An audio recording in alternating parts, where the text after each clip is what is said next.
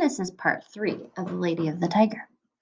The semi-barbaric king had a daughter as blooming as his most florid fancies, and with a soul as fervent and imperious as his own. So he has this great daughter who is just as passionate but also as unpredictable as the king. As is usual in such cases, she was the apple of his eye. He loves his daughter, and was loved by him above all humanity. Among his courtiers was a young man of that fineness and blood and lowness of station common to the conventional heroes of romance who love royal maidens. So there's this young man who's just amazing as a human, but has a lowness of station. So he's poor. He's not good enough for the princess by their social class standing.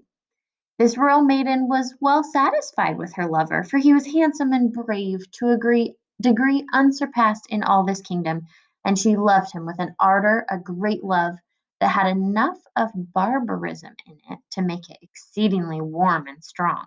So there's enough of her kind of wild, barbaric nature to make this love really passionate. Lost my spot. Here we go. This love affair moved on happily for many months until one day the king happened to discover its existence. He did not hesitate nor waver in regard to his duty in the premises. The youth was immediately cast into prison, and a day was appointed for his trial in the king's arena. This, of course, was an especially important occasion, and His Majesty, as well as all the people, was greatly interested in the workings and development of this trial. Never before had such a case occurred. Never before had a subject dared to love the daughter of the king. In after years, such things became commonplace enough, but then they were in no slight degree novel or new and startling. No one's been in love with the king's daughter before who's just a peasant. The tiger cages of the kingdom were searched for the most savage and relentless beasts, from which the fiercest monster might be selected for the arena, and the ranks of maiden, youth, and beauty throughout the land were carefully surveyed by competent judges in order that the young man might have a fitting bride in case fate did not determine for him a different destiny. So they go and try and find the most terrible tiger to eat him, but also they look everywhere to find the perfect wife in case he chooses that door. Of course, everybody knew that the deed with which the accused was charged had been done. He had loved the princess, and neither he, she, nor anyone else thought of denying the fact. But the king would not think of allowing any fact of this kind to interfere with the workings of the tribunal, in which he took such great delight and satisfaction. So remember, he doesn't really care if the thing happened or not. He just likes the whole process of the arena. No matter how the affair turned out, the youth would be disposed of, and the king would take an aesthetic pleasure in watching the course of events, which would determine whether or not the young man had done wrong in allowing himself to love the princess.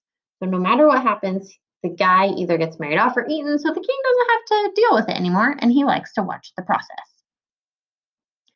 The appointed day arrived. From far and near the people gathered and thronged the great galleries of the arena, and crowds, unable to gain admittance, massed themselves against its outside walls.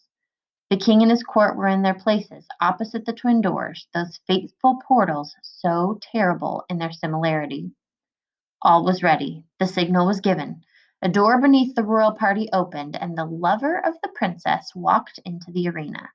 Tall, beautiful, fair, his appearance was greeted with a low hum of admiration and anxiety. Half of the audience had not known so grand a youth had lived among them. No wonder the princess loved him. What a terrible thing for him to be there.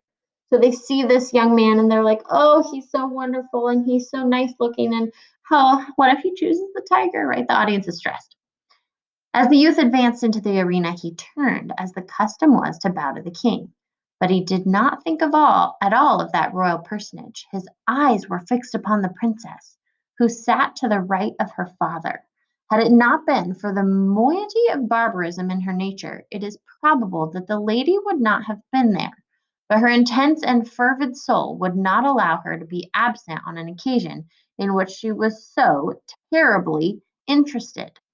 So she wouldn't be there to see her lover potentially die, but she's so curious she has to be there.